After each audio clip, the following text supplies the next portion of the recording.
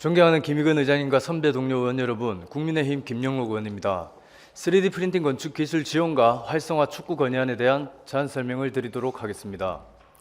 지난 2013년 세계경제포럼이 10대 유망기술로 3D 프린터를 선정한 이후 3D 프린팅 사업은 여러 분야에서 두각을 나타내고 있습니다. 3D 프린팅은 전자제품과 의료 분야에서 두각을 나타내었으며 최근에는 건축 분야에서도 기존 공법에 비해 시간과 비용을 절약할 수 있어 주목을 받고 있습니다. 한 시장조사 기관에 따르면 2022년 34억 2천만 달러에 불과한 3D 프린팅 건설 시장 규모가 2032년에는 5,194억 9천만 달러에 달할 것으로 예상하였으며 특히 이 기간 연평균 62.25%의 성장률을 기록할 것으로 전망하고 있습니다. 이미 3D 프린팅 건축 기술은 가까운 미래가 아닌 현실로 다가왔지만 우리나라에서는 건축법 등의 한계로 실제 주거용 건물에 상용화된 사례는 없습니다.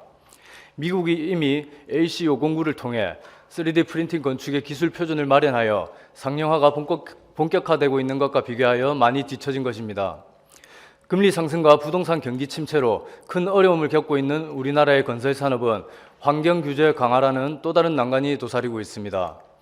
유럽연합은 건축물의 사용과 시공, 건축 재료를 포함한 전 단계에서 모든 신축 건물의 탄소 배출량의 측정과 공시를 의무화하는 등 탄소 중립을 추진하고 있으며 한국건설산업연구원은 건설업계의 탄소 중립 실현을 위해 탄소 배출 저감형 건설 방식 적용 방안을 제시하기도 하였습니다.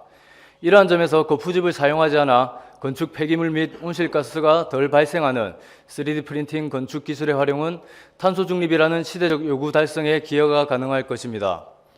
또한 지난해 4월 건설 기능 인력의 25.7%가 60대 이상을 차지할 만큼 심각한 수준으로 떠오른 건설 산업의 고령화와 같은 다른 문제 해결에도 도움이 될 수 있습니다.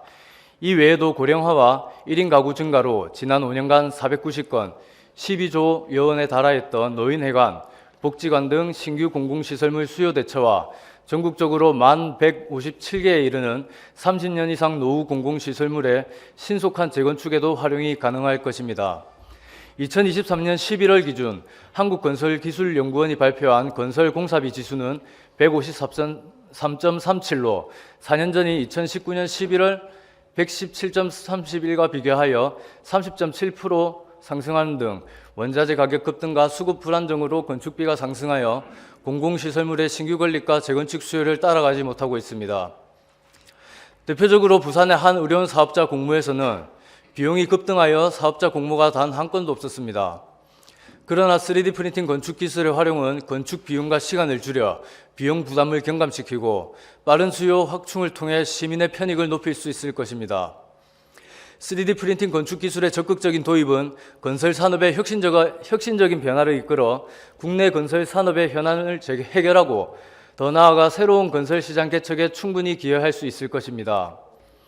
이에 우리 창원 특례시의회 의원 일동은 3D 프린팅 건축의 육성과 상용화를 위해 정부가 적극 나설 것을 촉구하며 다음과 같이 건의하고자 합니다.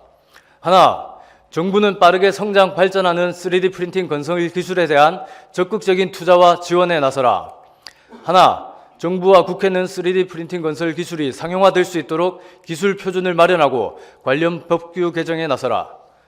존경하는 선배 동료 의원 여러분, 제가 제출한 대정부 건의안이 채택될 수 있도록 당부의 말씀을 부탁드리며 이상 제안 설명을 마치도록 하겠습니다. 감사합니다.